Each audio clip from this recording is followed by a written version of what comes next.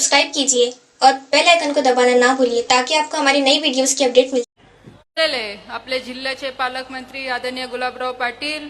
तसेच आपले मंत्री अनिल भाईदास पाटील व्यासपीठावर उपस्थित असलेले महायुतीचे सर्व आमदार सर्व पदाधिकारी माझ्यासोबत आता महायुतीच्या उमेदवार आदरणीय स्मिताताई सर्व सन्मान्य व्यासपीठ आणि आम्हाला सगळ्यांना शुभेच्छा देण्यासाठी आलेले आपल्या जिल्ह्यातनं सर्व माझे बंधू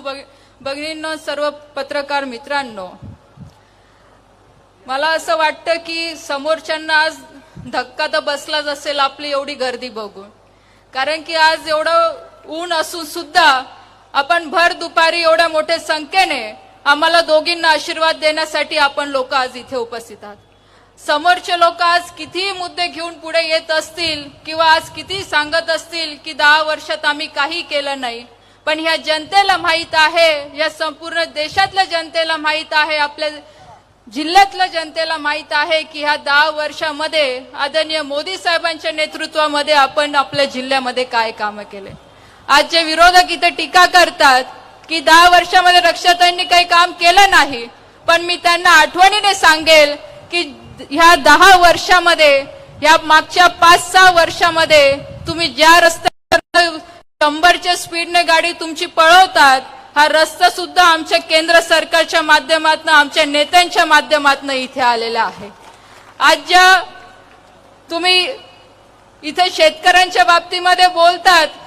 जे आज विरोधकांच्या बाजूने बोलतात की शेतकऱ्यांसाठी काही केलं नाही, पण मी त्यांना आठवण करून देईल, जेव्हा राज्यामध्ये तुमचं सरकार होतं तेव्हा शेतकऱ्यांना तुम्ही रस्त्यावर येऊन आंदोलन करायची वेळ तुम्ही लोकांनी आणली होती आणि त्यावेळेस आदरणीय देवेंद्रजी असतील, गिरीश भाऊ असतील, गुलाबराव असतील यांच्या नेतृत्वाखाली आम्ही शेतकऱ्यांचं आंदोलन करून शेतकऱ्यांना आम्ही न्याय मिळवून दिला होता।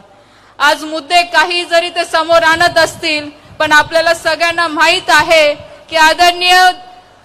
मोदी साहेबांच्या नेतृत्वामध्ये आदरणीय देवेंद्रजी असतील, आपले जिल्ह्याचे नेते असतील, यांच्या माध्यमातून आपण आपल्या जिल्ह्यामध्ये खूप विकासाची कामं केली आहे। आणि ही निवडणूक फक्त स्थानिक विषयाला घेऊन नाही, तर ही निवडणूक ह्या देशाच्या विकासासाठी आहे, ह्या देशाचा विकसित भारत करण्यासाठी आहे। आणि आपण सगळ्यांनी संकल्प करायचा आहे की ही निवडणूक फक्त स्मिताताई आणि रक्षाताईला जिंकवायसाठी नाही, तर ही निवडणूक ह्या देशाच्या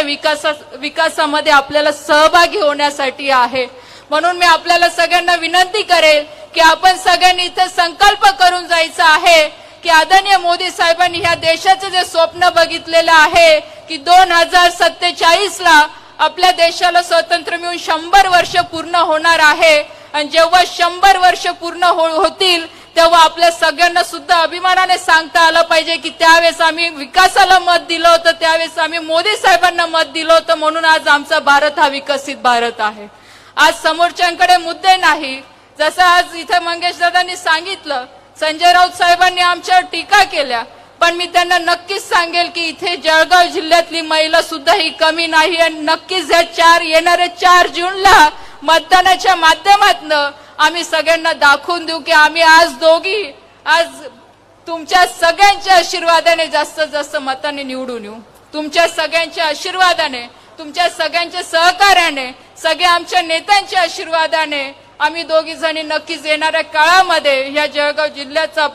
अजून पाहिजे तेवढा विकास आम्ही करणार आहोत। म्हणून आपल्या सगळ्यांना विनंती करते की येणाऱ्या 13 तारखेला आपण सगळ्यांनी आपल्या गावातनं, आपल्या घरातनं 100% मतदान हे कमळ ह्या निशाणीवर कसं होईल यासाठी आपण सगळ्यांनी प्रयत्न करावं, असं मी आपल्या सगळ्यांना आवाहन करते। एवढं बोल इथं थांबते। जय हिंद, जय महाराष्ट्र।